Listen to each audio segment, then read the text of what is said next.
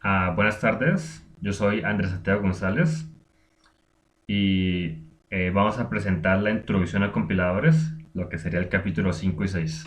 Conmigo se encuentra Andrés Felipe Cañas y Juan Camilo Rodríguez. Ah, en lo que se refiere al análisis de la semántica o a la fase de análisis, lo que haría un compilador es conectar las definiciones de las variables con sus respectivos usos. Verificaría que cada expresión tiene un tipo correcto y traduce esa sintaxis a una más simple y adecuada para que se pueda generar un código. Vamos a empezar con las tablas de símbolos. Esta fase se caracteriza por el mantenimiento de las tablas de símbolos o ambientes que se obtienen al mapear los identificadores, sus tipos y locaciones. Ah, Al declarar los tipos de las variables y las funciones, estos identificadores estarían ligados al significado que tengan en la tabla de símbolos cuando se encuentra un identificador.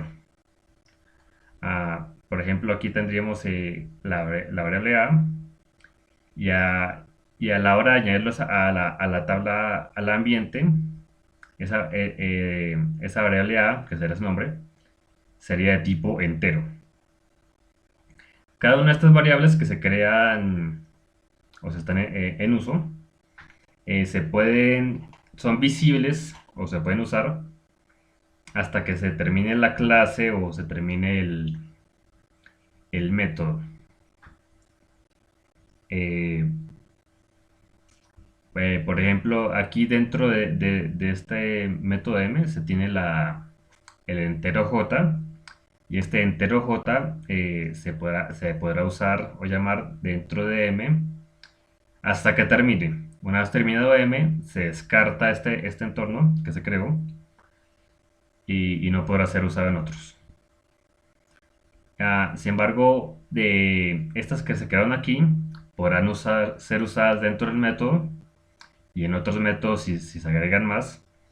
Pero las que se crean dentro de los métodos, como fue J, no podrán ser usadas ni fuera de esta clase ni dentro de otros métodos.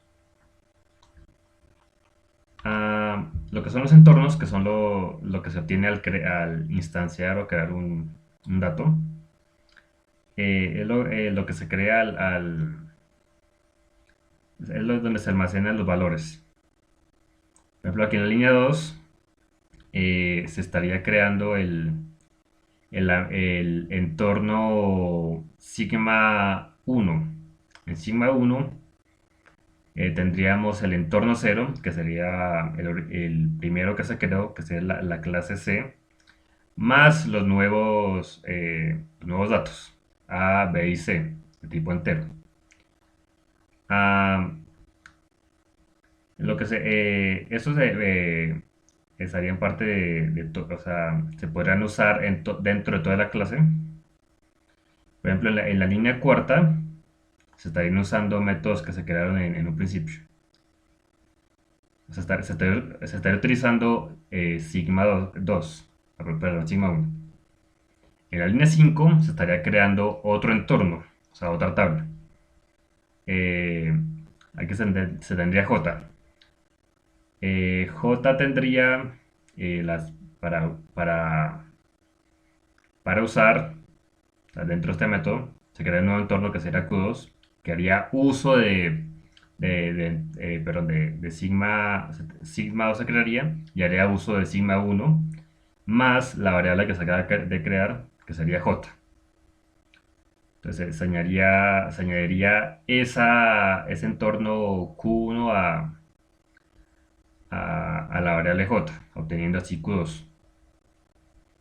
En la línea 6 pues se crearía otro entorno, pues ya agregándole a sigma 2 la variable A, que sería un string.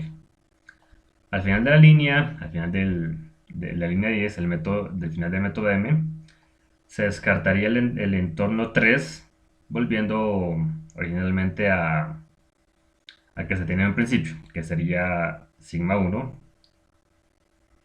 O sea, todo lo que se hizo aquí se descartaría, o sea, lo que se fue instanciado se descartaría, y volveríamos al principio que teníamos sigma 1, que fue lo que creamos en la línea 2. En algunos lenguajes se permite tener varios entornos o tablas a la vez, al mismo tiempo. Ah, cada sigma tendría sus propios datos y registros. Se puede ver que en el entorno 7, que se creó aquí, contendría todos los datos de todas las sigmas anteriores.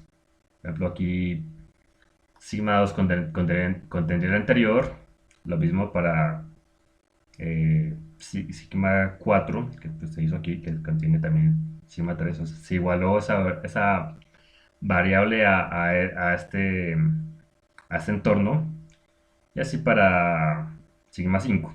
De tal forma que aquí en sigma 7 tendríamos todos los entornos creados hasta ese momento. Ah, Procesos así como este se pueden apreciar cuando instanciamos dentro de una clase varios objetos o variables este contendría las tablas de símbolos o entornos de las clases ya declaradas dentro de esa clase. Lo que se refiere a la eficiencia imperativa de los símbolos, pues digamos dentro de programas muy grandes se puede tener cientos de identificadores. En estos casos las tablas pueden permitir una forma de leerlo más eficientes. Por ejemplo, aquí creamos una operación que creamos sigma prima que contiene sigma y una variable a de tipo t. En un lenguaje con tablas de etiquetas que cuentan con borrado, o sea que se puede borrar una etiqueta, es posible borrar la variable a de sigma prima para obtener solamente sigma. Esto se puede ejemplificar, por ejemplo, en Java, cuando tenemos un vector de enteros. En este caso tenemos 10 números. Digamos que queremos obtener el que está en la primera posición. Entonces, en vez de tener esa de llamar toda, pues, después la llamamos, lo que hacemos es obtener únicamente de esa colección el que está en la primera posición. Entonces aquí hay que hacer una operación parecida donde extraemos un dato específico de esta colección y lo asignamos a una variable para solamente tener la variable en vez de tener toda la colección. La eficiencia funcional que tienen las tablas de símbolos, pues para ciertos casos que necesitamos crear un sigma numeral, por ejemplo, más que tiene sigma y la variable a, de manera que sí podamos seguir usando sigma en otros lados, pero sin tener que alterarlo. Por ejemplo, un ejemplo en Java es que tenemos un entero num a que vale 7 y un entero num b que vale 8. Y necesitamos sumar los dos números, pero sin tener que modificarlos.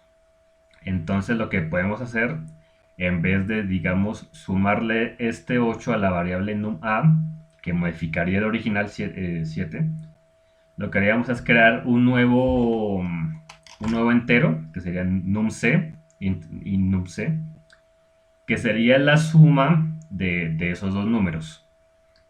De modo que el valor de la variable num_a puede ser utilizada en otros procesos, pero sin tener que modificarlo.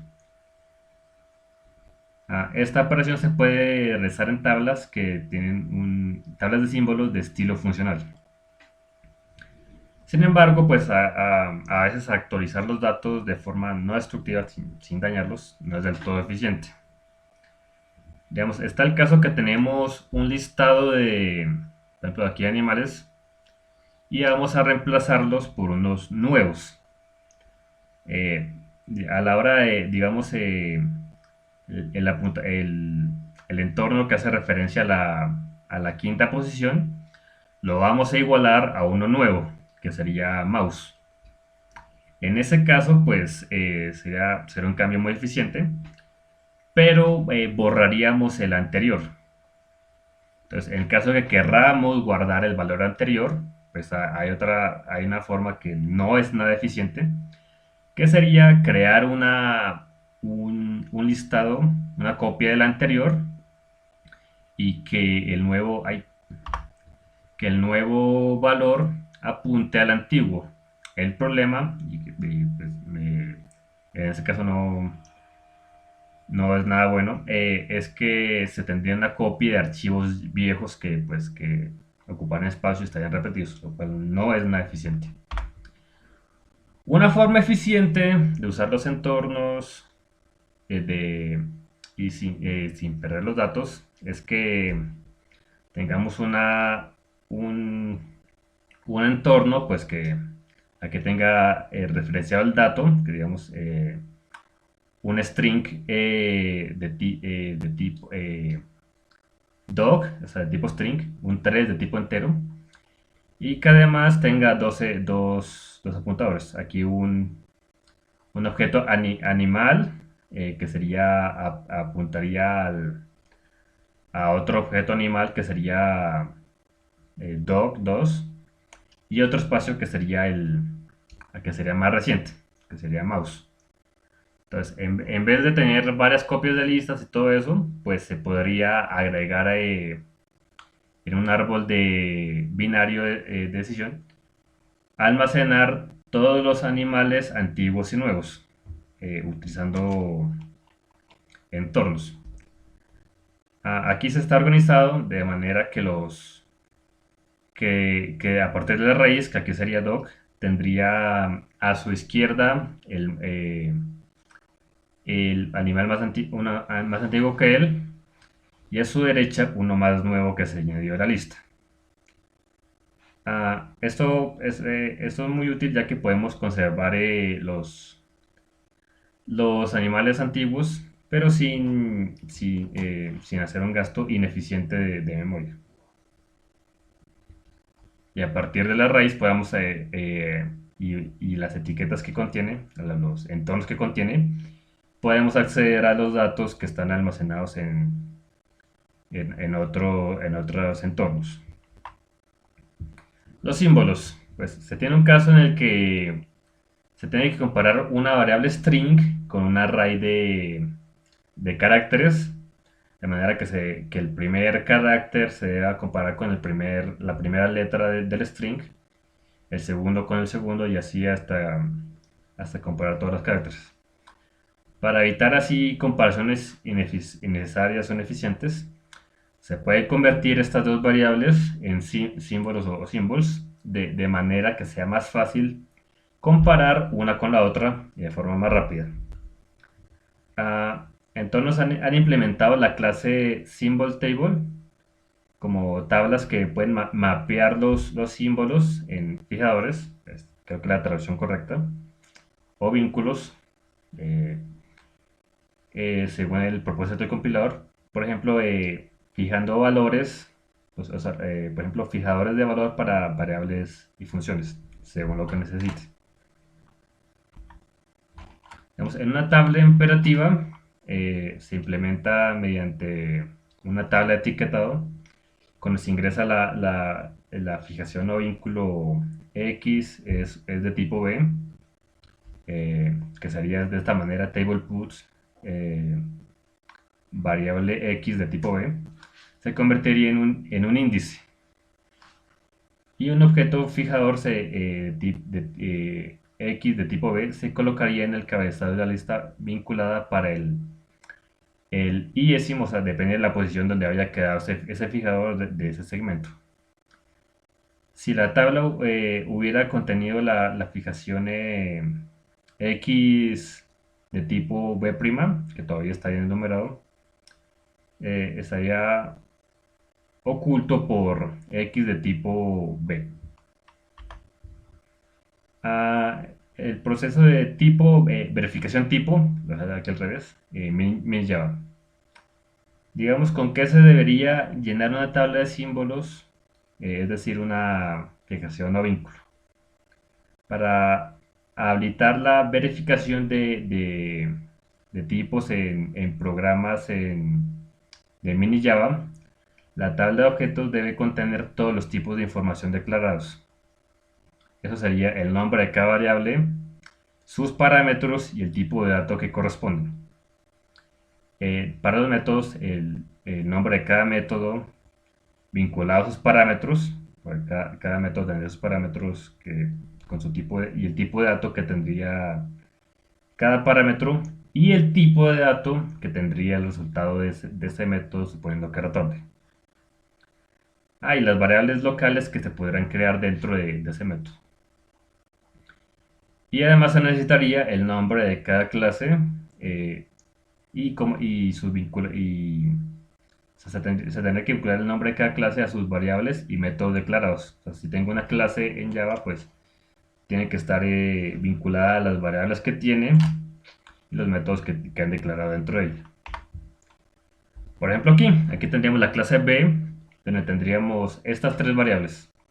La variable, la variable f de tipo C, la variable j de tipo vector o array de enteros, y el entero q. Entonces, al crear esos, pues aquí también tenemos un método aquí, se crearía esta tabla. Esta tabla tendría, para la clase B, tendría esta tabla, que tendría una tabla dentro de ella, o sea, señalaría una tabla dentro de ella de tipo C, pues que aquí no está definido, pues sería una tabla, así como esta, suponiendo que tenga. Y la tabla, la clase B tendría una tabla con estos campos. Ah, una variable f de tipo C, una variable j de tipo entero, vector enteros, y una variable q de tipo entero.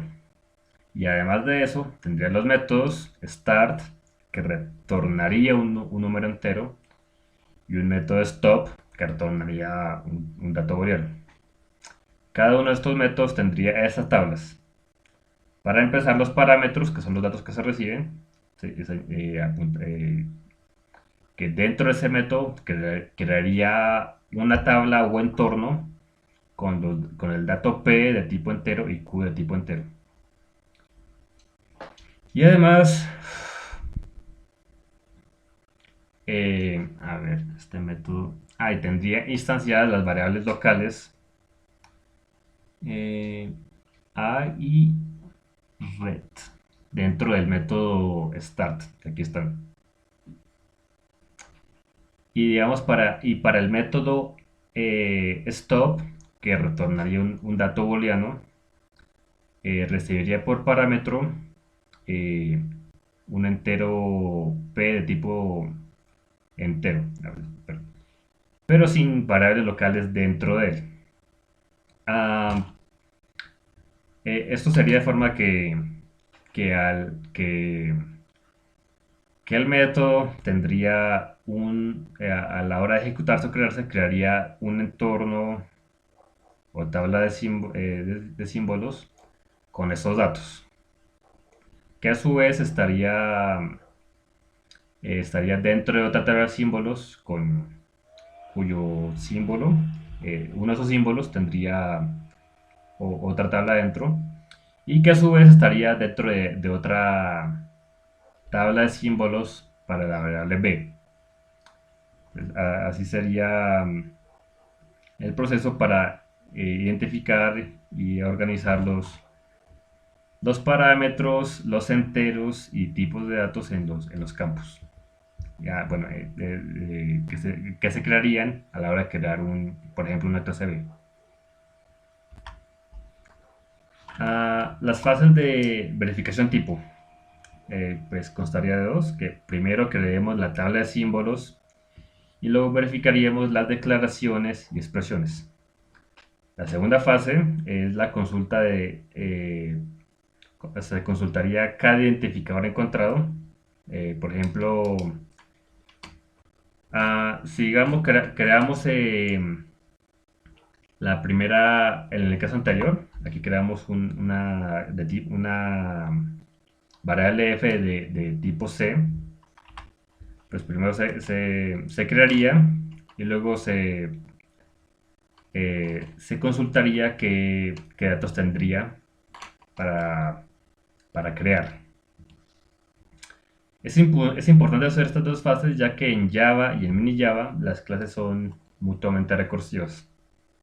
Si intentásemos hacer la verificación de tipo en una sola fase, todo de una, tendríamos que volver a hacer esa verificación ah, para llamar los métodos que se faltaron por declarar y sus variables y identificadores que no se cansaron de hacer en una sola fase. En lo que se refiere al manejo de errores, pues cuando la verificación tipo detecta un error debido al tipo o un identificador no declarado, ha de imprimir un mensaje de error porque a la hora de uno estar programando y compilar el código, pues uno necesita saber qué error cometió y de qué tipo. En ciertos casos, digamos, cuando tenemos, por ejemplo, aquí, que creamos una variable entero y que es igual a una clase C, se puede ver que no necesariamente corresponde a que es un entero. Pero para verificar que, pues, en este caso tal, pues la clase es cierto en un entero o algo así, pues se verifica, digamos, declarando una otra variable entero que, digamos, al recibir los datos y, pues verifique que esos datos estén correctos. Si, digamos, si se llega a detectar un error, lo que es la compilación no se llega a completar, aun si el resto del código está correcto. En su lugar se mostraría un mensaje de error para comentar el tipo de error encontrado. Si se refiere a que fue un dato incorrecto o, o digamos el dato entero que se llamó, pues estaba en otro método pues que ya terminó. Pues, así concluiría el capítulo 5 de la introducción a compiladores. Gracias, seguiré a mis compañeros.